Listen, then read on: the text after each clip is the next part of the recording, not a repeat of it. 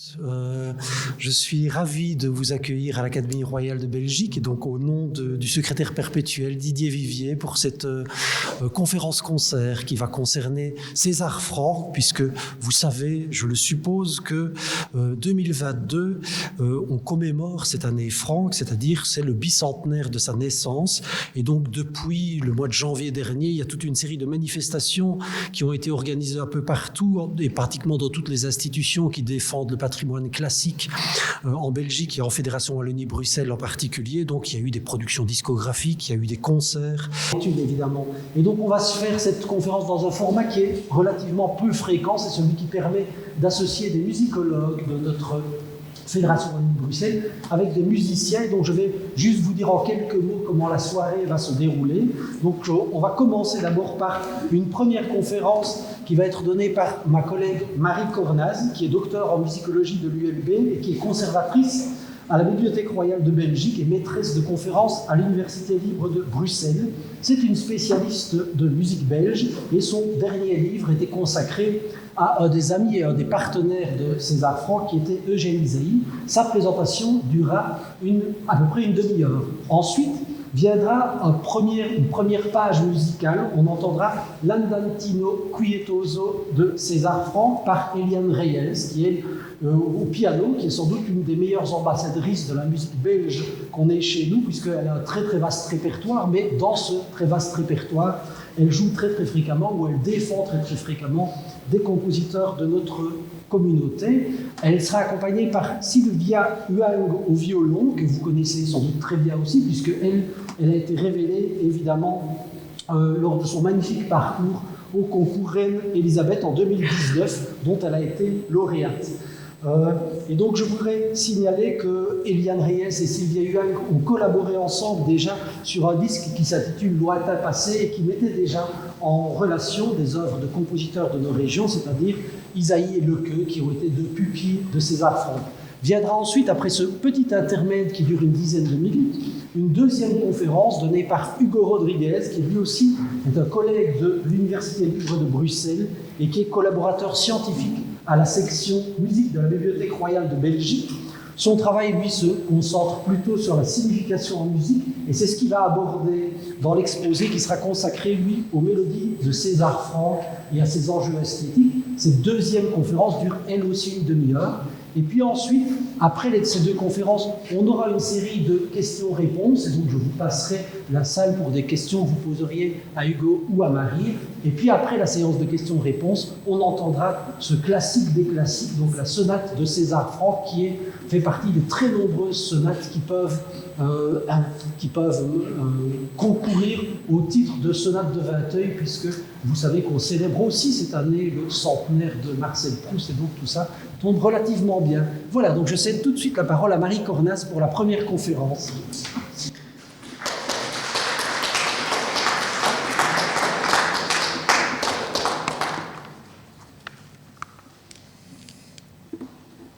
Alors, mesdames, messieurs, je ne sais pas si je parle sans micro ou avec le micro un peu proche, mais pas trop proche. On va essayer. Est-ce que comme ça, c'est bien ?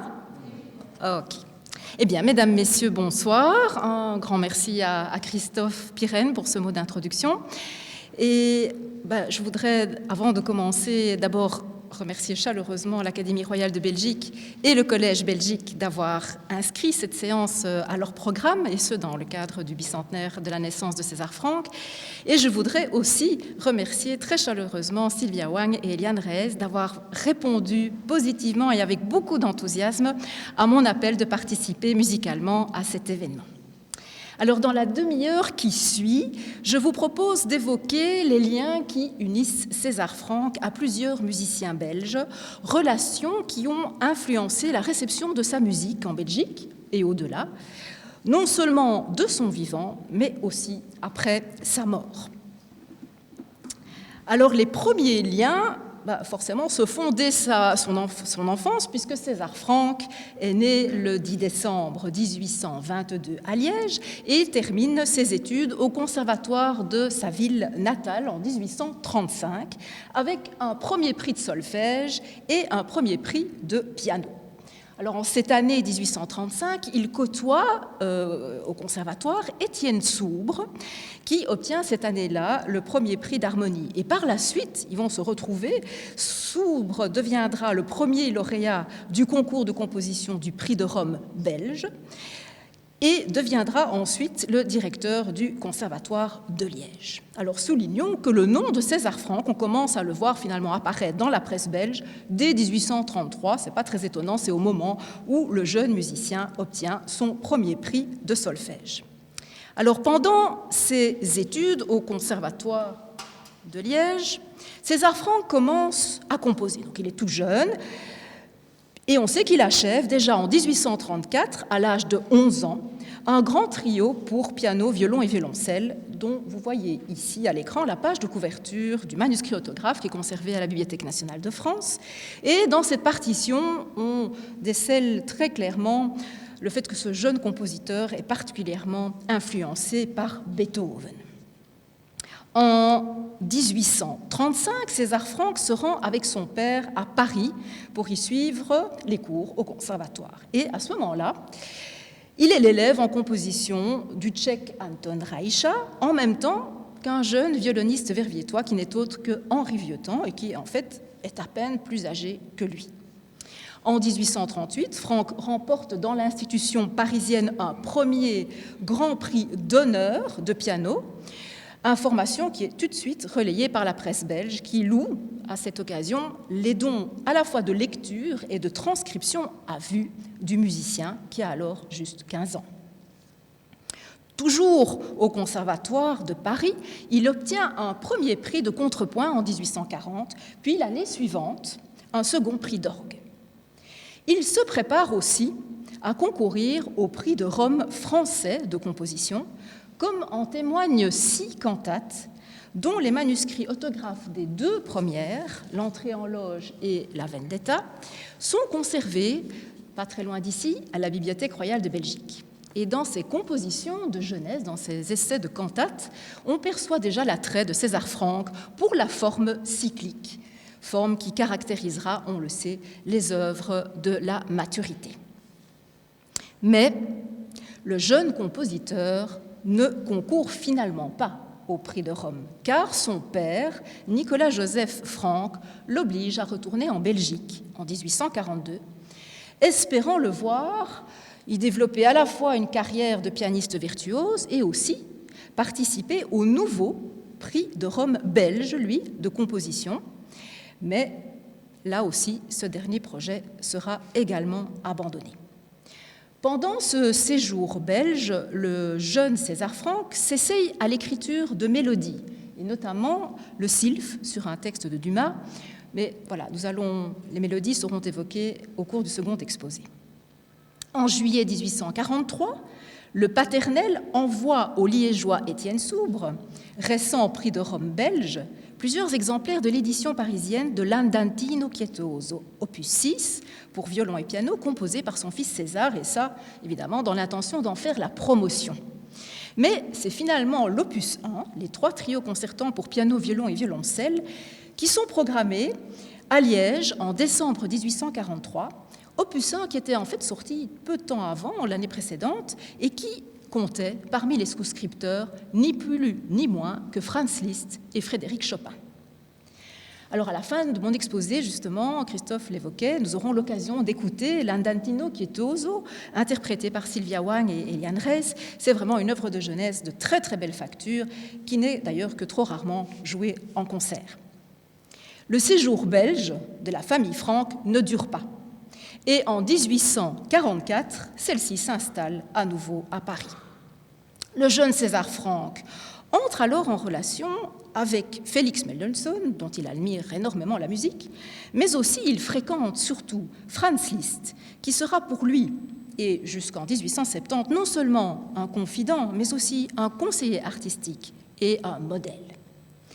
Dans ce contexte, César Franck rompt avec son père, en 1846, ne supportant absolument plus son emprise tyrannique. Alors, pour subvenir à ses besoins, César Franck devient professeur de piano en privé et organiste à l'église Notre-Dame de Lorette à Paris, église où il épouse en 1848, c'est-à-dire en pleine Révolution, Eugénie Félicité, une de ses élèves. Il est ensuite organiste dans une autre église parisienne, ça on le sait bien, Sainte-Clotilde, inaugurant l'orgue Cavaillé-Coll en 1859, instrument sur lequel il jouera jusqu'à sa mort. Et il va d'ailleurs s'imposer comme un improvisateur hors pair, impressionnant tous ceux qui viennent l'écouter à Sainte-Clotilde, comme Franz Liszt, mais aussi ses élèves, Henri Duparc, Vincent d'Indy, ou encore des Belges, nous y reviendrons, Théo Ysaÿe et Guillaume Lequeux. Même si la décennie 1850 est assombrie par le décès de 2 de ses enfants, César Franck ne cesse de composer. Et en 1860, il termine la version orchestrée de sa fameuse messe à 3 voix en la majeure, dont le volume autographe de 107 pages a été acquis par la Bibliothèque royale de Belgique en décembre dernier, décembre 2021.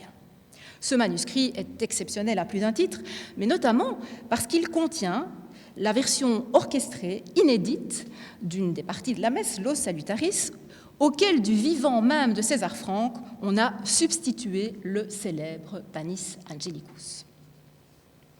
Dans les années qui suivent, le milieu musical allemand qui gravite autour de Franz Liszt s'intéresse de plus en plus aux compositions de César Franck, avant que la Belgique ne fasse de même. En 1870, tandis que la Belgique est une jeune nation prospère, la France est traumatisée par la guerre franco-prussienne. En mars 1871, le Montois François-Joseph Fétis meurt, lui qui a été le moteur de la vie musicale belge depuis la création de la Belgique, faisant notamment du Conservatoire de Bruxelles un haut lieu de l'enseignement en Europe, rivalisant finalement avec Paris. Quelques semaines auparavant, avant le décès de Fétis, à Paris, la Société nationale de musique est créée par Camille Saint-Saëns et Romain Buzine afin de promouvoir la musique française de la jeune génération. Depuis peu naturalisé français, César Franck soutient ces initiatives au même titre que d'autres compositeurs comme Massenet, Fauré ou Duparc. Et d'ailleurs, cette même année 1871, César Franck est nommé professeur d'orgue au Conservatoire de Paris. Il faut savoir que sa classe va devenir rapidement un lieu où les jeunes viennent certes se former à l'étude de l'orgue, mais surtout à la composition. Et fort de ses succès, Franck est élu ici, pas ici, à Liège, élu membre associé de la Société d'émulation à Liège et fait d'ailleurs un aller-retour dans sa ville natale pour diriger le 8 avril 1874 son oratorio Ruth, œuvre de jeunesse qu'il a remaniée en 1871. Cette prestation est en réalité la seconde partie d'un concert marqué par la participation du violoniste espagnol Pablo de Sarasate.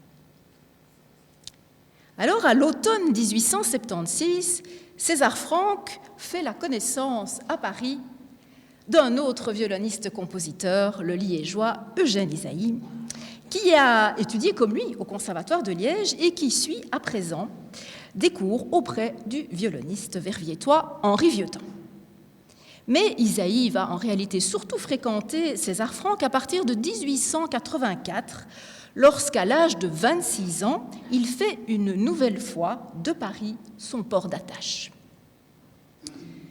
Il sympathise alors avec le cercle des élèves et des admirateurs de César Franck, groupés au sein de la Société nationale de musique, parmi lesquels Ernest Chausson et Vincent d'Indy, et participe aussi à des séances de musique de chambre, toujours à Paris, organisées chez Charles Borde ou encore chez Camille Saint-Saëns. Camille Saint-Saëns, qui est d'ailleurs le dédicataire du quintet pour piano et cordes de Franck, œuvre que Saint-Saëns avait créée en concert en janvier 1880 à Paris avec les Belges du quatuor Marsic. Alors à Paris, Ysaÿe côtoie également son ami d'enfance, Sylvain Dupuis, qui a obtenu le premier prix au concours du prix de Rome belge en 1881 et qui est installé dans la capitale française depuis mars 1883. Dupuis fait vraiment partie des Belges admirateurs de la première heure de César Franck. Il l'a rencontré dès son arrivée à Paris et il a beaucoup d'ailleurs échangé avec lui. Et plus tard d'ailleurs, Dupuy écrira ces mots à propos de sa première rencontre avec César Franck au Conservatoire de Paris, je cite, « Je n'oublierai jamais son grand front, ses yeux bons, au regard plein de finesse, sa bouche expressive. Je n'oublierai pas son accueil simple et cordial. Je n'oublierai pas non plus les entrevues que j'eus avec lui dans la suite. » Fin de citation. Alors le 28 septembre 1886 à Arlon, nous savons tous, peut-être pas tous, mais c'est un épisode qu'on relate évidemment beaucoup par rapport à la sonate, Eugène Ysaÿe, qui a donc 28 ans, épouse à Arlon, donc ce 28 septembre 1886, Louise Bourdeau, 18 ans. Et un des deux témoins d'ailleurs de ce mariage n'est autre que Sylvain Dupuy, qui, après Paris, Vienne et l'Italie, est de retour au pays et s'apprête à enseigner l'harmonie au Conservatoire de Liège. En guise de cadeau de mariage, Ysaÿe reçoit des mains de Charles Borde le manuscrit de la fameuse sonate pour piano et violon à la majeure de César Franck et décide de la jouer directement avec une des convives de la noce, c'est-à-dire son amie, la pianiste française Marie Borde-Pen, qui est en fait la belle-sœur de Charles Borde et qui avait demandé au compositeur, à César Franck, de dédier cette page à Ysaÿe. Un mois plus tard, Ysaÿe remercie Franck dans une lettre, vantant la sonate comme, je cite, « une œuvre tout à fait neuve » et promettant qu'il la jouera partout à condition qu'il soit accompagné par un bon pianiste. Et en effet, Eugène Ysaÿe va tenir parole, puisqu'il va jouer très souvent et toute sa vie cette sonate, citée d'ailleurs comme une des inspirations possibles, on le disait, de la sonate de Vinteuil, cette sonate fictive qui trouble tant Charles Swann dans le roman À la recherche du temps perdu de Marcel Proust. Il faut savoir qu'entre 1886 et 1888, Eugène Ysaÿe joue à plusieurs reprises la sonate de Franck avec celle avec qui il l'a créée, à savoir Marie Borde-Pen. En effet, ils interprètent donc ensemble la sonate non seulement à Arlon, le jour du mariage, mais aussi lors de la création publique. Création publique qui se déroule au Cercle artistique et littéraire, donc pas très loin d'ici, dans le Parc Royal à Bruxelles, le 16 décembre 1886, en présence du compositeur, de César Franck, dans le cadre d'un concert d'ailleurs qui est entièrement dédié à la musique de Franck. À cette occasion, Franck constate qu'Ysaÿe prend quelques libertés avec la partition de la sonate, mais il ne s'en offusque pas. Et d'ailleurs, il déclare même « c'est lui qui a raison ». Les mêmes musiciens vont se retrouver pour la création parisienne de la sonate, salle Pleyel, le 5 mai 1887, également en présence du compositeur.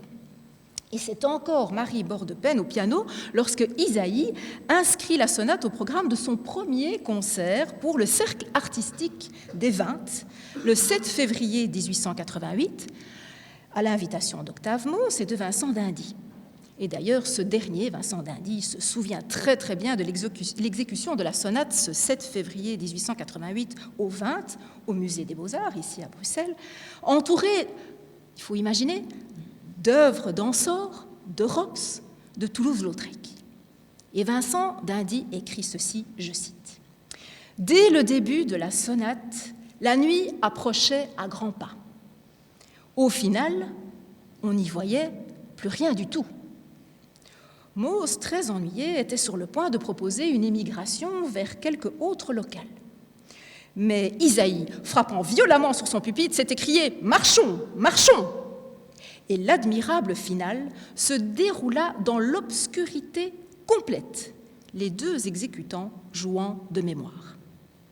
Et le silence absolu et quasi religieux de l'auditoire soulignait encore la splendeur du thème génial, unique lumière jaillissant comme miraculeusement au milieu de cette nuit profonde. Ceux qui ont assisté à cette séance fantastique n'ont certainement pas pu l'oublier. Fin de citation. Quant à Ysaÿe, il écrit à son ami Sylvain Dupuy, quelques jours après cette séance mémorable au vin, je cite, « Franck est un homme de cœur, en même temps que le meilleur musicien moderne. » Dans les mêmes années, Eugène Ysaÿe joue également la sonate de Franck avec Ernest Chausson à Paris, mais aussi avec son frère puîné Théo Ysaÿe à Liège, également à Angers et puis lors d'une tournée en Italie. Sans détailler tous les concerts au cours desquels Eugène Ysaÿe s'est fait l'apôtre de la sonate de Franck, soulignons qu'il continuera à la jouer après la mort de César Franck, en France, avec Vincent d'Indy, mais surtout avec Raoul Puigno. Il fera aussi connaître l'œuvre aux États-Unis et en Russie, l'interprétera pour les soldats blessés pendant la guerre 14-18, la donnera encore et toujours lors de ses derniers concerts, avec les pianistes Yves Nat en 1927 ou encore Arthur Rubinstein en 1928. Enfin, il inscrira cette page au programme de ses cours de violon, notamment à l'École normale de Paris en 1926. L'attachement d'Eugène Ysaÿe pour la sonate de Franck se marque bien évidemment aussi dans son rapport au manuscrit, reçu donc lors de son mariage en 1886, manuscrit qu'il va conserver toute sa vie. Et d'ailleurs, un mois après sa mort, son fils puîné Théodore Ysaÿe offrira le précieux autographe au pianiste français Alfred Cortot. Cet autographe rejoindra ensuite les collections de la Pierpont Morgan Library de New York, où il est toujours conservé aujourd'hui. Nous aurons tout à l'heure, en fin de séance, le bonheur d'écouter cette magnifique sonate par Sylvia Wang et Eliane Reyes. Mais revenons à l'automne 1886. Tandis que Eugène Ysaÿe vient de se marier et entame sa carrière de professeur au Conservatoire de Bruxelles, il va prendre en fait en charge la classe de perfectionnement en violon. Au même moment, son jeune frère Théo Ysaÿe, pianiste et compositeur de 21 ans, installé depuis l'été 1885 dans la capitale française, suit des cours de composition auprès de César Franck. Théo Ysaÿe, qui restera à Paris jusqu'en 1889, est, comme son frère Eugène, enthousiasmé par le père Franck, organiste et compositeur, et voit certainement en lui un guide qui l'inspire pour ses propres travaux d'écriture. En cette fin d'année 1886, Saint-Saëns claque la porte de la Société nationale de musique à Paris, ayant fini finalement par développer une antipathie à l'égard de César Franck et de ses disciples, et n'étant pas d'accord avec l'idée que l'association s'ouvre aux compositeurs étrangers. Suite à cet incident, c'est le père Franck qui est nommé président de la Société nationale et qui occupera cette fonction jusqu'à sa mort. Et les frères Ysaÿe, finalement, parviendront à ne pas prendre parti dans cette querelle franco-française et à rester finalement aussi bien proches des musiciens disciples de Franck que de ceux qui n'étaient plus ou pas liés à la Société nationale comme Saint-Saëns. Le 20 août 1887, Théo Ysaÿe perd son ami Jules Laforgue, poète passionné de musique, âgé seulement de 27 ans, avec qui il s'était lié lors de son séjour à Berlin et qui était depuis peu de retour à Paris. 2 jours plus tard, il se rend après les obsèques chez son professeur, César Franck, qui est juste occupé à terminer de composer prélude, aria et finale pour piano. Pour Théo, cette page dédiée à Marie Borde-Pen restera à tout jamais liée à la mort de celui avec qui il avait tant vécu et partagé. Théo Ysaÿe va s'impliquer comme son frère Eugène dans la promotion de la musique de César Franck, particulièrement à partir du Festival Franck, organisé par Sylvain Dupuis à Liège le 19 mars 1888, au cours duquel il tient la partie de piano dans la sonate et dans le quintet, et interprète seul, évidemment, prélude, chorale et fugue. Théo Ysaÿe s'installe une nouvelle fois au piano dans le quintet de César Franck le 19 février 1889 à Bruxelles, lors de la séance inaugurant la nouvelle saison des 20 au Musée des Beaux-Arts, au cours de laquelle son frère aîné, Eugène, présente au public bruxellois son quatuor Ysaÿe, formation de musique de chambre qu'il vient de mettre sur pied en s'entourant de son brillant élève violoniste Mathieu Kriegbaum et de ses amis liégeois, l'altiste Léon Vanout et le violoncelliste Joseph Jacob. Parmi les personnes venues assister à l'événement, on distingue Louise VII et sa fille Irma, jeune violoniste virtuose bruxelloise de 12 ans, dont la statue en bronze du sculpteur Paul Dubois trône parmi les œuvres qui sont exposées cette année-là. Devenue élève d'Isaïe, Irma VII jouera à son tour régulièrement la sonate de Franck à Londres et à Berlin et l'inscrira aussi au programme de son enseignement à Berlin. Au mois de septembre de cette même année 1889, un autre Belge devient l'élève de César Franck à Paris. Il s'agit de Guillaume Lequeux, un ami d'enfance de Mathieu Kriegbaum, second violon du quatuor Isaïe.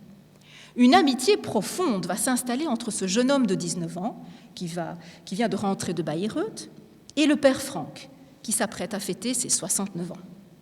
Lequeux met rapidement à profit l'enseignement de Franck et s'en inspire dans ses propres compositions, comme à cette époque-là dans le prélude pour le 2e acte de Barberine. Le 21 février 1890, Eugène Ysaÿe est à Paris, salle Érard, pour participer à un concert mis sur pied par le pianiste français Paul Brault, qui veut célébrer son maître César Franck en programmant en présence du compositeur la sonate, mais aussi le quintet. Et pour cette œuvre, le violoniste Ysaÿe, le pianiste Paul Brault sont rejoints par le violoniste Léon Heymann, l'altiste Louis van Malfolgem et le violoncelliste César Casella. Et Ysaÿe profite qu'il revoie Franck à cette occasion à Paris pour le convaincre de se rendre quelques semaines plus tard en Belgique pour un autre concert hommage. Et c'est ainsi que le compositeur accepte et se retrouve le 27 avril 1890 à Tournai, faisant le déplacement pour écouter une nouvelle fois son quintet avec le pianiste Paul Brault, mais qui accompagne à présent le quatuor Ysaÿe. Et vous voyez ici une photo qui est prise pour immortaliser l'avenue de Franck à Tournai, sur laquelle on figure le quatuor Ysaÿe entourant César Franck et dans la niche le pianiste Paul Brault. Lors de cette rencontre, Ysaÿe et son quatuor déchiffrent aussi ensemble le quatuor de Franck, qui venait juste d'être créé le 19 avril à la Société nationale à Paris. Mais Franck décède le 8 novembre 1890 en son domicile parisien. Guillaume Lequeux perd son guide et mettra des mois à s'en remettre. Quant à Eugène Ysaÿe, il est également profondément affecté par le départ de l'homme, mais aussi du compositeur, qu'il considère comme l'égal de Bach, Beethoven et Wagner. Ysaÿe participe bien évidemment aux hommages, comme le 17 février 1891 au Cercle des Vins, lorsqu'il interprète avec son quatuor Ysaÿe le quintet, avec à nouveau Paul Brault, mais aussi le quatuor, qui est encore inconnu à Bruxelles. Et Ysaÿe va annoter abondamment sa partie d'indications, d'interprétation, mais aussi de réflexion. Ainsi, on lit notamment dans le premier mouvement, je cite, « Du mystère et comme une pensée d'encens qui se répand ». Ou encore dans le dernier mouvement, je cite, « C'est comme l'implacable fatalité ou l'esprit du mal qui nous harcèle et nous empêche d'être heureux et tout à fait croyants. » Ysaÿe continuera à interpréter ce quatuor de Franck toute sa vie, comme par exemple au Théâtre des Champs-Élysées à Paris le 11 décembre 1923, en compagnie de son fils aîné violoniste Gabriel Ysaÿe, de l'altiste Robert Kretli et du violoncelliste Maurice Dambois. Il en va de même pour le quintet qu'il jouera notamment encore en 1924 avec Arthur Rubinstein au piano. Quant à Guillaume Lequeux, il va de l'avant. Primé au prix de Rome belge en septembre 1891, il achève à son tour une sonate pour piano et violon, qui doit tant à César Franck et qui, comme elle, est dédiée à Ysaÿe et créée par son dédicataire le 7 mars 1893. Comme pour bien marquer la forte filiation entre Franck, Lequeux et lui, Ysaÿe offre son portrait au jeune compositeur lorsqu'il vient lui remettre son manuscrit en septembre 1892, inscrivant ces mots « Souvenir bien affectueux à Guillaume Lequeux, père d'une bien belle sonate ». Mais sous ces mots, Ysaÿe inscrit les 3 premières mesures du 3e mouvement de la sonate de Franck. Et on sait malheureusement que Lequeux meurt peu de temps après, en janvier 1894. Bien qu'il ne soit pas considéré comme son élève, Eugène Ysaÿe fait certainement partie des compositeurs belges influencés par Franck. Cette influence se marquant dès son poème élégiaque achevé en 1892 et dédié à Gabriel Fauré. Ysaÿe va également s'imprégner de l'œuvre de César Franck dans le cadre de sa société de concerts, des concerts Ysaÿe, mise sur pied à Bruxelles en 1896, et ce en dirigeant son propre orchestre qu'il a constitué à cet effet. Il va notamment diriger de Franck, et ce jusque dans les années 1920, les poèmes symphoniques Le Chasseur maudit, Les Éolides, Les Djinns et Psyché, mais aussi l'unique symphonie ou encore l'intégrale de l'oratorio Les Béatitudes, et aussi des extraits de l'opéra Hulda, à l'occasion du centenaire de la naissance de Franck, il y a 100 ans, en 1922. De même, Ysaÿe dirigera à de nombreuses reprises la musique de Franck aux États-Unis, lorsqu'il sera à la tête du Cincinnati Symphony Orchestra, choisissant d'ailleurs de programmer la symphonie lors de son tout premier concert à Cincinnati en avril 1918. Mais il est temps de laisser place à la musique et à l'Andantino Pietoso, interprété par Sylvia Wang et Eliane Reyes, non sans citer Eugène Ysaÿe, qui, en mai 1898, confiait à Octave Mauss à quel point César Franck avait compté pour lui. Je cite : « C'est dans le commerce de sa haute intelligence, de son ineffable bonté, c'est au milieu du cœur de ses disciples, dont plusieurs sont aujourd'hui consacrés maîtres, que j'ai appris le meilleur de ce que je sais. » Fin de citation. Je vous remercie.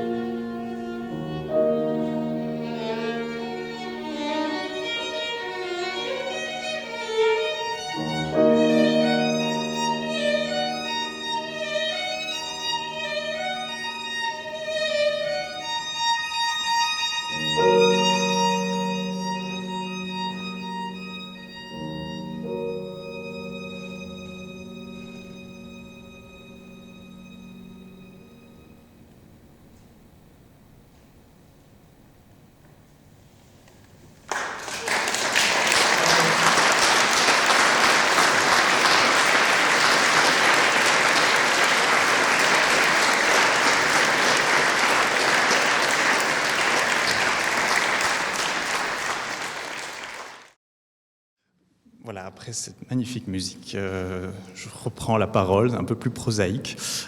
Bonjour à toutes et à tous. Alors avant toute chose, je m'associe aux remerciements que Marie a fait envers, d'une part, le Collège Belgique, l'Académie Royale et Christophe Pirenne pour l'initiative de ce très bel événement, et également Sylvia Wang et Eliane Reyes. Donc il n'y a plus à prouver que ce qu'elles font est vraiment magnifique. Alors moi, je vais vous parler aussi de musique de chambre vocale, puisque je vais vous parler des mélodies de César Franck. Alors, c'est un corpus qui n'est pas tellement connu par rapport justement à ces grandes œuvres de musique de chambre ou de musique symphonique orchestrale. Donc je disais donc un corpus beaucoup moins connu, de 24 pièces dont 22 ont été achevées. Ce sont tous des poèmes mis en musique pour voix et piano, sauf 3 qui ont été composés pour voix et orchestre au départ et qui ont été après transformés en version pour voix piano. Ce qui est très intéressant, c'est que contrairement à d'autres genres plus connus de l'œuvre de Franck, les mélodies sont un genre qui traverse absolument toute sa vie, puisque la première date de 1835, de ses débuts, il a 13 ans, et la dernière de 1889, un an avant sa mort. Et je dirais que c'est un corpus peu connu, mais qui fait quand même l'actualité ces dernières années. Il y a eu quelques initiatives, notamment en 2020. Il y a eu une très belle édition critique des mélodies de Franck, que j'ai ici, si vous voulez la regarder après, pourquoi pas, par Jean-Philippe Navarre. Et suite à cette édition, il y a eu en 2022, cette année même, une intégrale au disque, chez le label Bruzzane, des mélodies. Alors tout ça serait impossible, et je tiens quand même à lui rendre un petit hommage, sans Monsieur Franck en musicologie, qui est Joël-Marie Fauquet, et qui a écrit cette biographie énorme de 1000 pages, qui est vraiment la Bible en fait de toute personne qui s'intéresse à César Franck. Et je ne peux que dire la passion que j'ai eue en la lisant de bout en bout. C'est vraiment un travail musicologique admirable. Et voilà, je pense que sans lui, il y a beaucoup de choses qui ne seraient pas possibles autour de César Franck après cette parution-là. Alors, maintenant avant de venir au contenu des mélodies, j'en viens au contenant, donc les sources. Il y a beaucoup de manuscrits autographes de ces mélodies, et la Bibliothèque royale, la KBR, comme on dit maintenant, est la principale institution avec la BNF de conservation des manuscrits autographes des mélodies de Franck. Alors, on conserve 4 sources, il y en a 3 où il y a une seule mélodie, mais il y en a surtout une 4e, celle-ci, qui est vraiment une pièce tout à fait exceptionnelle. C'est un manuscrit autographe de Franck qui contient 10 mélodies, donc quasiment la moitié du corpus. C'est une pièce très exceptionnelle qui date de 1860. Elle a une histoire assez rocambolesque. En fait, vous voyez les initiales CB, c'est pour Cosima van Bülow. En fait, Franck, il voulait se faire éditer en Allemagne. Marie l'a dit dans les années 1850-60. Autour de Franz Liszt, il y avait une activité foisonnante en Allemagne. Et Franck avait pour Liszt une très très grande admiration et donc souhaitait s'intégrer davantage à ce milieu. Et il avait conclu un accord avec Hans van Bülow, qui était un pupille, un élève favori de Liszt, et en plus était marié à sa fille, puisque Cosima van Bülow au départ était la fille de Franz Liszt, ça s'appelait Cosima Liszt, fille de Franz Liszt et de Marie Dagou. Et donc ils avaient convenu de faire une édition de 10 mélodies. À cette occasion, Franck avait rédigé ce très très beau manuscrit parfaitement bien copié, et l'avait envoyé en le dédiant à Cosima van Bülow, d'où les initiales sur la reliure. Finalement, l'édition s'était jamais faite. Il avait publié 7 des 10 mélodies en France l'année suivante, pour une raison que même Joël-Marie Fauquet ignore, donc c'est vous dire qu'on ne sait vraiment pas pourquoi. En fait, finalement, Cosima Wagner, puisque, comme certains d'entre vous sans doute le savent, elle a divorcé de Hans van Bülow pour épouser Richard Wagner, a gardé ce manuscrit toute sa vie. Quand elle est morte en 1930, elle l'a donné à ses descendants, à son petit-fils, qui était un Italien, qui s'appelait Gilberto Gravina. Et ce monsieur l'a gardé jusqu'à sa propre mort en 1972, pour finalement être acquis par la Bibliothèque royale en 1980. Et c'est pour ça qu'il se trouve aujourd'hui ici. Alors ici, vous voyez la page de garde. Donc vous avez à droite la dédicace autographe de César Franck à Cosima. Et à gauche, vous avez l'inscription de Gilberto Gravina qui dit qu'il a reçu le manuscrit à Bayreuth, puisqu'il travaillait à Bayreuth, le 2 avril 1930, c'est-à-dire le lendemain de la mort de Cosima. Il n'a donc pas traîné. Alors j'ai mis cette page-là pour vous montrer qu'en fait, si ça vous intéresse, vous pouvez aller voir ce manuscrit sur Internet, sur le catalogue en ligne de la Bibliothèque royale, puisqu'il a été entièrement numérisé, et comme beaucoup d'autres manuscrits musicaux d'ailleurs, et la totalité des manuscrits de Franck que l'on conserve à la bibliothèque. Et donc vous pouvez admirer la pièce. Alors ça n'a pas évidemment la même saveur que de toucher l'objet, mais c'est quand même déjà quelque chose, ne serait-ce que pour les informations qu'il contient. Alors après le contenant, venons-en au contenu. Joël-Marie Fauquet dit que les mélodies de Franck sont l'un des seuls genres, si pas le seul, je cite, où Franck fut précurseur. à défaut d'être innovateur. Bon, qu'est-ce qu'il a voulu dire par là? Il est assez laconique. Alors, j'ai essayé de m'interroger là-dessus, et je me suis dit qu'une piste de réponse intéressante, ce serait d'essayer de voir au carrefour de quoi se trouvent les mélodies de Franck, au carrefour de quel type d'enjeux. Et en fait, il y en a deux. Il y a les enjeux propres au genre de la mélodie, qui dépassent Franck, et puis il y a les enjeux de Franck lui-même, compositeur, de sa démarche créatrice. Donc, je vais vous exposer les deux enjeux, puis après, on va essayer de faire une analyse de cas à partir d'une mélodie qui a été mise en musique 2 fois par Franck, ce qui nous permettra de faire une comparaison. Et on essaiera d'un petit peu vraiment entrer dans la cuisine interne à la fois de ce genre de la mélodie et de la façon dont Franck se l'est approprié, en fait. Alors, qu'est-ce que c'est qu'une mélodie, en fait? Ce qui caractérise ce genre à l'époque où Franck a vécu, c'est-à-dire entre les années où l'a pratiqué, entre les années 1830 et 1880, il y a une distinction entre deux sous-genres, l'un qu'on appelle la mélodie et l'autre qu'on appelle la romance. Pour vous faire une comparaison un peu brutale, mais qui n'est pas complètement fausse, c'est un petit peu la même chose que ce qu'aujourd'hui on fait entre la chanson dite de variété et la chanson à texte. En gros, j'ai mis Céline Dion et Barbara. Et c'est pas juste pour la blague ou pour l'anachronisme, c'est vraiment quelque chose qui a une certaine substance. Et pourquoi je mets ces deux types de genres contemporains? C'est pour éviter de faire l'assimilation trop rapide entre, d'un côté, l'art populaire, la romance, qui serait quelque chose de très populaire, très sirupeux, et la mélodie, qui serait beaucoup plus raffinée et savante. C'est pas tout à fait ça. Et par exemple, quand vous regardez des artistes comme Dion et Barbara, c'est deux artistes populaires. Et c'est pour ça que je les ai choisis. Et en même temps, Barbara est plus populaire qu'on ne pourrait le croire. Par exemple, je pensais à ça cet après-midi, quand vous allez dans un karaoké, vous allez avoir beaucoup plus facilement des gens qui vont mettre une petite chanson de Barbara qui est « Dis quand reviendras-tu » par exemple, qui est plus facilement chantable que n'importe quelle chanson de Céline Dion. Si vous avez déjà fréquenté des karaokés, c'est souvent un massacre. Et d'ailleurs, les gens ne présentent rarement des chansons de Céline Dion en karaoké, pour montrer que c'est d'un niveau technique beaucoup plus savant, en fait, et une musique de beaucoup plus professionnelle sur le plan de l'exécution. Donc, ne pas confondre une distinction romance-mélodie avec une distinction art populaire, art savant. Alors du coup, avec quoi l'assimiler, cette distinction? Avec des critères un peu plus fins, notamment des points communs et des différences. Dans les points communs, il y a deux points communs, des choses qu'on retrouve dans les romances et dans les mélodies. C'est d'une part les contenus exprimés, alors l'amour, l'intime, le soi et le partage avec le public. Pensez encore une fois à Barbara et à Dion. Toutes les deux, elles disent quoi? Qu'est-ce qui leur plaît en tant qu'artistes? C'est de partager avec leur public. Qu'est-ce qui est important? L'amour, les sentiments. Leurs chansons portent sur des thématiques assez semblables, avec évidemment une déclinaison possible dans tous les imaginaires que vous voulez, hein. Le présent, le passé, l'ici, l'ailleurs, le réel, le fictif. Tout ça est une déclinaison de ces mêmes thématiques générales. Et puis les modes d'expression aussi qui sont communs à la mélodie et à la romance, que ce soit au 19e d'ailleurs et aujourd'hui. Le lyrique, donc l'expression des affects en jeu, la plupart du temps, et le narratif, le fait de raconter une succession d'événements. Ça, c'est pour les points communs. Alors, je vous ai mis un exemple d'une romance typique dans une édition de l'époque, « Je crois en toi ». Je pense qu'il n'y a pas besoin d'être plus clair, c'est vraiment typiquement le titre de quelque chose qui peut être associé à une romance. Dans les différences, la romance a une origine plus ancienne. Ça ne veut pas dire que la romance est la version primitive de la mélodie. Il ne faut pas avoir une vision téléologique de l'histoire où il y aurait une sorte de progrès continu vers quelque chose de toujours plus raffiné, de toujours plus accompli. C'est plutôt des choses qui se chevauchent historiquement, même si certaines sont plus anciennes que d'autres. La romance date plutôt du XVIIIe siècle et la mélodie, elle apparaît globalement au début des années 1830. On cite souvent le recueil des mélodies irlandaises de Berlioz, d'Hector Berlioz, comme étant le premier véritable authentique recueil de mélodies. La romance n'a pas vraiment, le texte des romances n'a pas d'ambition littéraire, on parle d'ailleurs plutôt de paroles, à l'inverse de la mélodie qui met souvent en musique de grands poètes. Pensez aux mises en musique de Baudelaire par Henri Duparc, l'un des grands élèves et disciples de César Franck. La romance a un style musical plutôt simple, plutôt presque parfois amateur, même s'il laisse la place à de la virtuosité, comme faire Céline Dion. Et la mélodie a un style complexe, raffiné, on est vraiment dans la nuance, c'est vraiment de la broderie, où on essaye vraiment de peindre des très très fines modalités d'expression d'un contenu quelconque. Et puis, la romance est plus souvent considérée comme une musique d'amateur, associée à des caractéristiques féminines, tandis que la mélodie est plus souvent considérée comme une musique de professionnel, associée à des caractéristiques masculines et une vision vraiment de professionnel de la musique.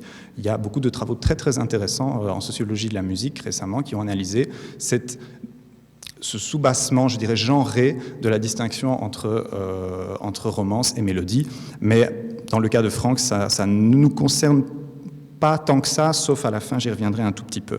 Mais donc, plutôt que de voir ces deux genres au XIXe siècle comme deux catégories complètement distinctes, il faut plutôt les voir comme deux pôles, deux modèles autour desquels les compositeurs se positionnent différemment, sur une sorte de continuum graduel, comme ça. Il y a un peu de romance, un peu de mélodie, plus ou moins de romance, plus ou moins de mélodie, selon les œuvres et selon les compositeurs. Et c'est exactement dans cette démarche-là que Franck va s'insérer. Alors maintenant, quels sont les enjeux esthétiques de la démarche de Franck lui-même, dans lesquels la mélodie va trouver un accomplissement? Eh bien, le premier, c'est ce que j'appelle le dilemme du style simple et du style complexe. Parce qu'en fait, Franck, toute sa vie, il a oscillé entre un style de musique plutôt, que j'appelle simple, avec une musique où la dimension contrapuntique n'est pas non plus extrêmement développée, où les harmonies ne sont pas à ce point-là complexes. Pensez au Panis Angelicus.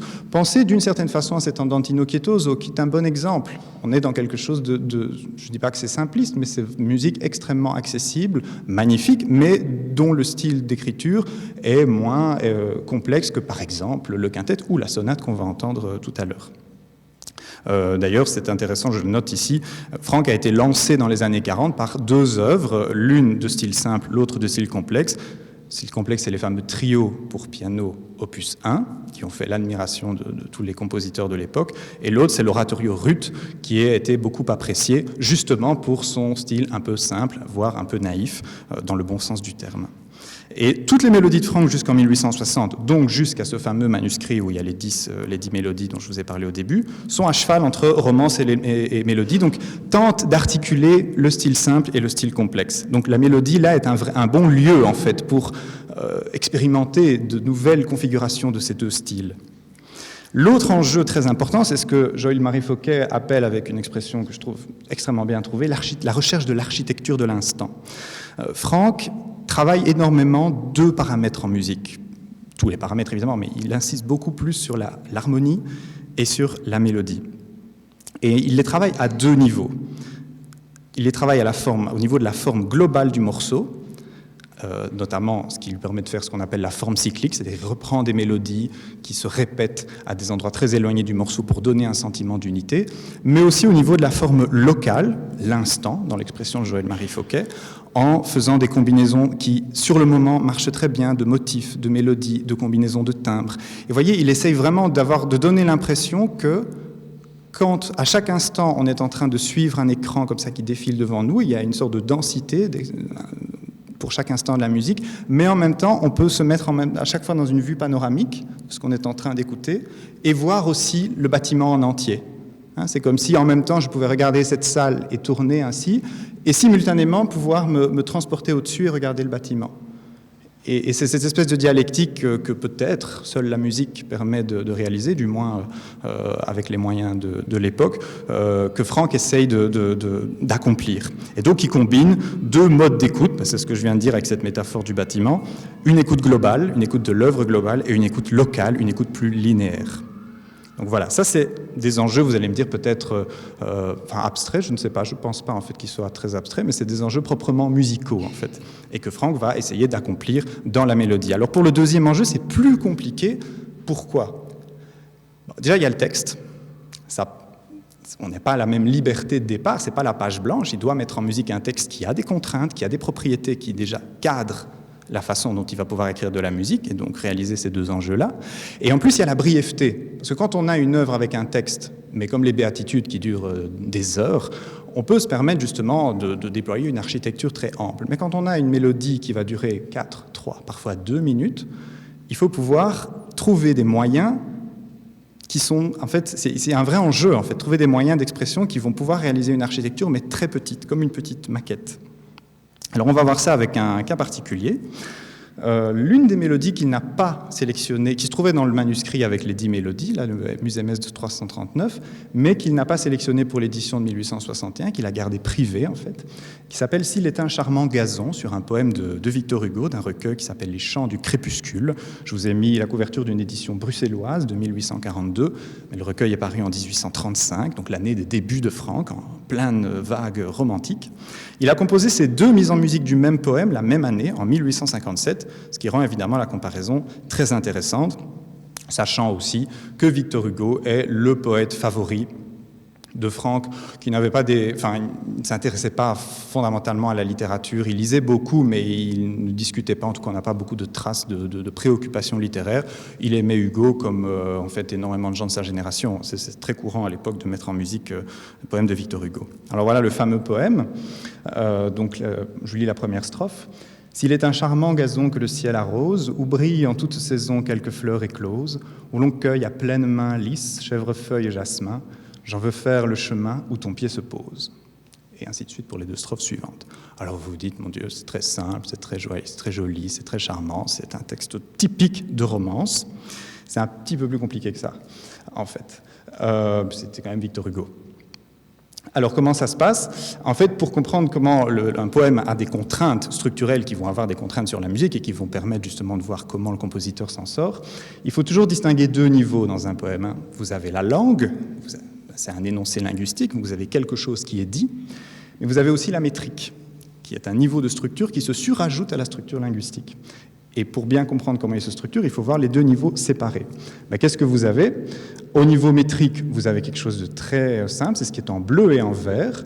Vous avez donc des strophes de 8 vers, qu'on appelle des huitains, qui sont divisées en 2 strophes, 2 sous-strophes de 4 vers, des quatrains. C'est pour ça que j'ai mis Q1, Q2, premier en bleu, deuxième en vert. Voilà. Vous dites, c'est très régulier, c'est très simple. Sauf que regardez un petit peu, au niveau des chiffres, vous avez 7, 5, 7, 5. Donc un vers de 7 syllabes, un vers de 5 syllabes, un vers de 7 syllabes, un vers de 5 syllabes. Et puis vous avez 7, 7, 7, 5. Petite dissymétrie introduite par Hugo. Et les spécialistes de métrique, qui ont parfois de l'humour, ils ont appelé ça une strophe centaure. Parce qu'en fait, vous avez 3 vers plus longs, comme le corps d'un centaure qui se grossit. Voilà, ils appellent ça une strophe centaure. Donc ça, c'est la structure métrique. Alors, c'est des vers de 7 et de 5. Si certains aiment bien Verlaine, ils vont tout de suite se dire « Ah, ce sont des vers impairs, de la musique entendant toutes choses, et pour cela préfèrent l'impair ». Alors, juste pour démythifier la chose, le vers impair n'est pas plus musical que le vers pair. C'est simplement que, statistiquement parlant, les textes mis en musique ont plus souvent des vers courts de moins de 8 syllabes ou de 8 syllabes. Donc, du coup, dedans, il y a les vers de 7 et de 5. Et donc, on retrouve plus souvent des vers de 7 et de 5. Mais ce n'est pas qu'ils ont des caractéristiques plus musicales que les vers de 8 ou de 6 ou de 4. Mais juste, on a créé, à partir d'une tendance statistique, une idée esthétique en fait qui a fait son chemin à travers les écrivains et les esthètes fin de siècle. Au niveau linguistique, qu'est-ce qu'on a? On a en fait une seule phrase par strophe, une conditionnelle. S'il y a telle et telle chose, alors, il n'y a pas le mot alors, je veux faire telle chose avec telle partie de ton corps. Et là, qu'est-ce que vous voyez? Vous avez cette phrase, elle est exprimée toujours en 8 vers, mais 6-2. C'est-à-dire la condition prend 6 vers et la conséquence en prend 2. Donc vous avez un autre niveau de structure qui chevauche, mais pas complètement le niveau de la métrique. Quelque chose qui rapproche encore plus de la chanson, quand vous regardez les 2 derniers vers, ils sont très semblables entre les strophes. Je veux faire telle chose où telle partie de ton corps se pose. C'est un refrain. En fait, un quasi-refrain, appelons ça un quasi-refrain. Et donc, chaque strophe est conçue comme une espèce de couplet-refrain, en fait. Et quand on regarde le vrai titre du poème, qui n'est pas « S'il est un charmant gazon », ça c'est l'Incipit, c'est « Nouvelle chanson sur un vieil air ». Les musiciens ont enlevé ce titre-là. Mais Hugo avait donné ce titre-là au départ.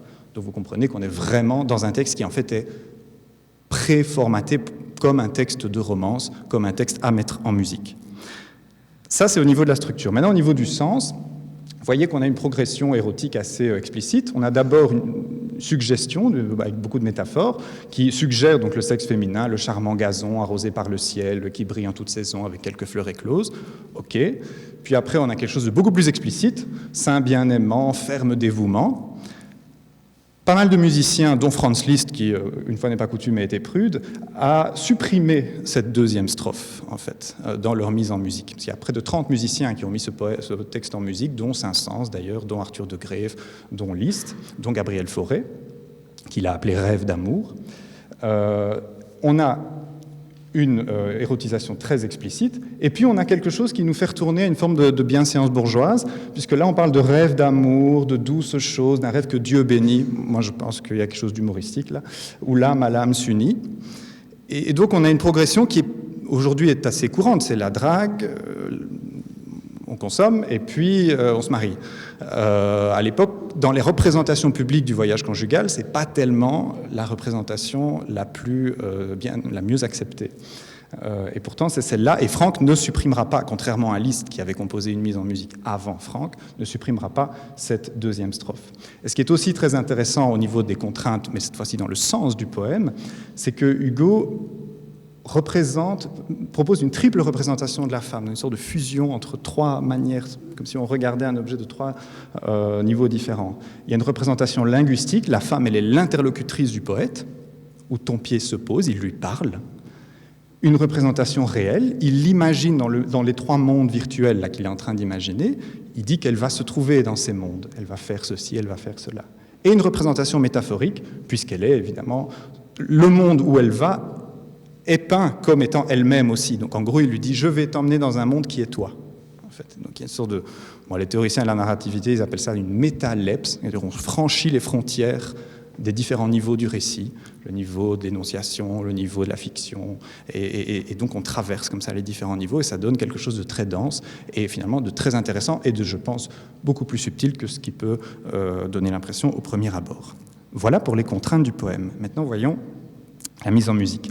Alors, je ne vais pas vous parler de concepts que j'appelle ici formels, liés à l'œuvre objective, parce que je ne présume pas que tout le monde ici a fait son solfège et son harmonie. Je pense qu'il est plus intéressant de essayer de vous faire comprendre comment Franck a mis en musique ce poème à travers des concepts mentaux, c'est-à-dire des concepts qui font appel à votre expérience psychologique, je ne dis pas subjective, parce que subjectif donne l'idée que ce serait ineffable et complètement personnel, mais à votre expérience psychologique de la musique, de l'écoute de la musique. Alors je vais en utiliser trois. La sensation de changement, soyez attentifs au moment où si vous sentez une sensation de changement entre un instant et un autre.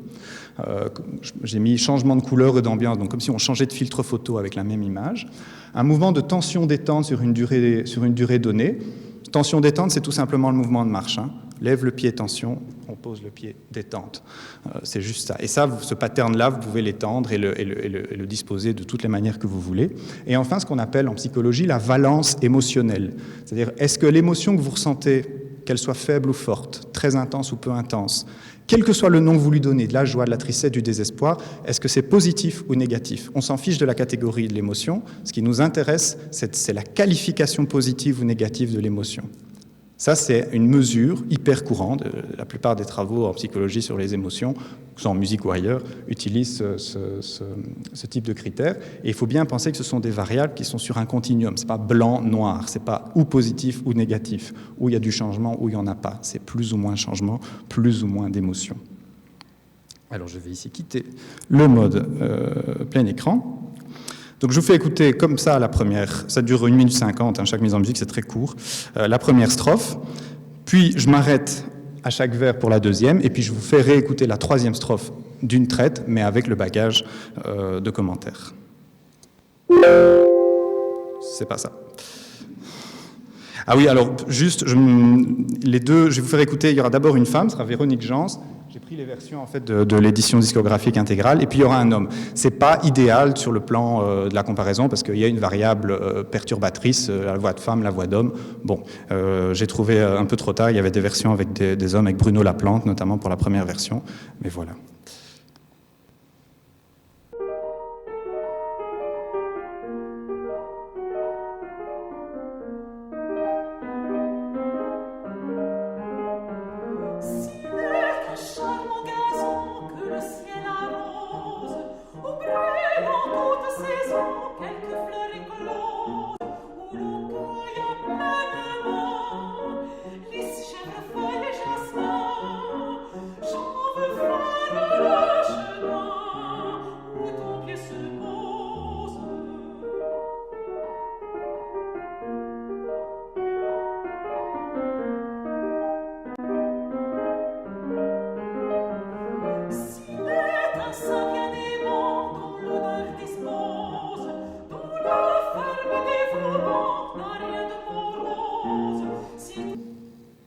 C'est bon. Alors, qu'est-ce qu'on a dans ces 4 premiers vers? On a très peu de changements, Donc, prenez juste les 4 premiers vers. Pourquoi on a très peu de changements? Parce qu'on a 2 motifs. Répétez une fois. Pas de changement. On a une tension croissante, puisque cette répétition, on se dit, on va où? Et on a une valence émotionnelle, vous me l'accorderez, globalement positive. Je ne dis pas que c'est l'extase, mais disons que, voilà, on n'est pas dans le désespoir, et je pense qu'on peut dire qu'on est dans quelque chose d'assez positif, qu'importe les raisons formelles pour cela. Voilà comment on commence.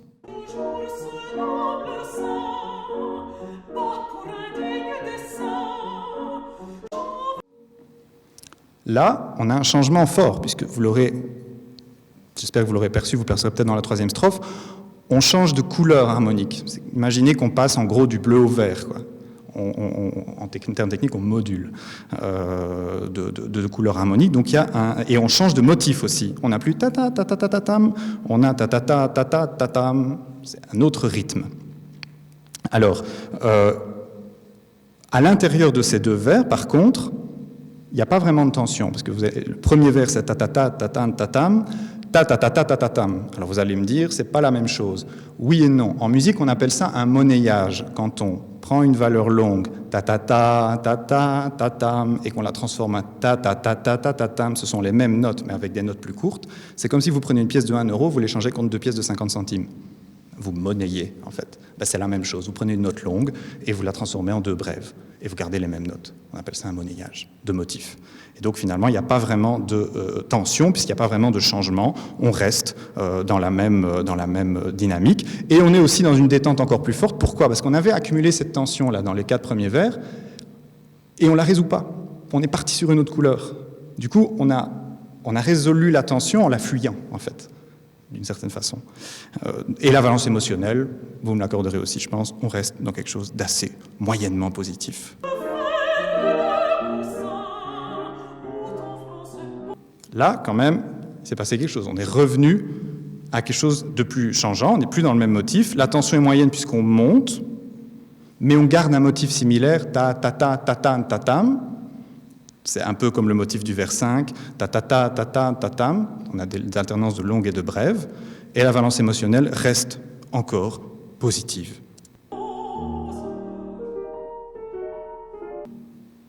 Et là, vous l'aurez compris, on change faiblement, parce qu'en fait, simplement, on résout la tension du motif qui précède. On reste sur la même couleur harmonique. Ceux qui connaissent la musique, en fait, on est déjà sur la corde tonique quand on est sur le coussin. Donc, en fait, où ton front se pose, reste sur le même accord de tonique. Et la valence émotionnelle, elle est plutôt positive aussi. De nouveau, on est dans un climat extrêmement constant. Je vous mets la 3e strophe, sans le texte comme ça. Vous ne regardez pas l'écran pour que vous voyez le résultat global.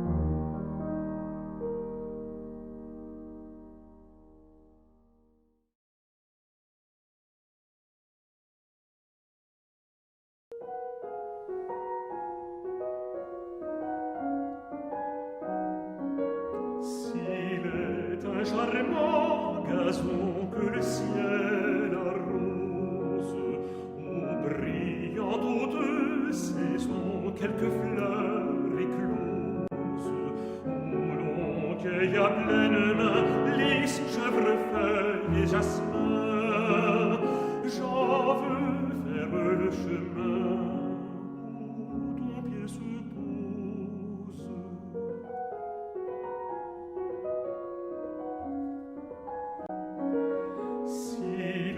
Un sang bien-aimant dont l'honneur dispose, dont le ferme dévouement n'est rien de mon Alors là, on a de nouveau un motif répété entre les deux vers, mais cette fois-ci avec une boucle tension-détente très différente, puisque les deux motifs sont clos sur eux-mêmes. On n'a pas une répétition qui fait augmenter la tension. Ta ta ta ta ta ta ta ta ta ta ta. On pourrait terminer comme ça en fait. Ce qui est le vrai changement interne, c'est qu'il y a la valence émotionnelle qui passe de positif à négatif. Le deuxième est beaucoup plus... On est ce qu'on appelle en mineur, sur le plan technique, brutalement. On change comme ça brutalement. C'est complètement différent comme configuration. Si toujours ce noble saint, pas pour un digne de saint. Là, pareil, on garde le même motif, ta ta ta ta tam, comme ça, mais on rebascule de valence émotionnelle, puisqu'on était dans le négatif, on repasse au positif. Et on a de nouveau cette boucle tension-détente complètement close sur elle-même, mais cette fois-ci avec une valence émotionnelle positive. Donc vous voyez qu'on est beaucoup plus dans une forme de navigation vers des extrêmes, entre guillemets. Qui veut faire le coussin où ton front se pose? Et de nouveau, dans ces deux vers, il y a quelque chose de beaucoup plus fort en termes de configuration musicale. Dans le vers 7, j'en veux faire le coussin, on retrouve, on change de nouveau, on repasse à une autre couleur, on est de nouveau dans une valence émotionnelle positive, et puis brutalement, il y a une détente immédiate qui est faite avec l'accompagnement qui cesse de faire et qui fait juste des notes plaquées comme ça, avec une valence émotionnelle positive. Donc quelque chose de complètement différent au niveau de la configuration.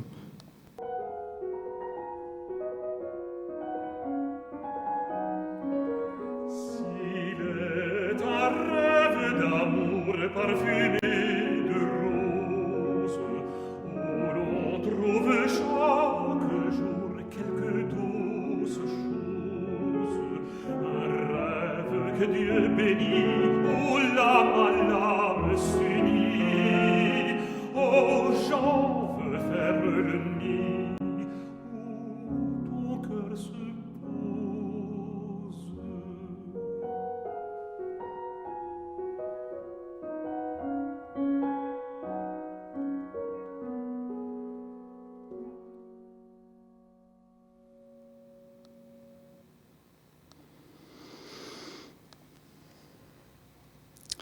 Alors, en résumé, la comparaison, vous l'aurez sans doute deviné dans ce que je vous ai dit, la version en style simple, la première version, elle colle de très très près à la structure métrique, 4-4.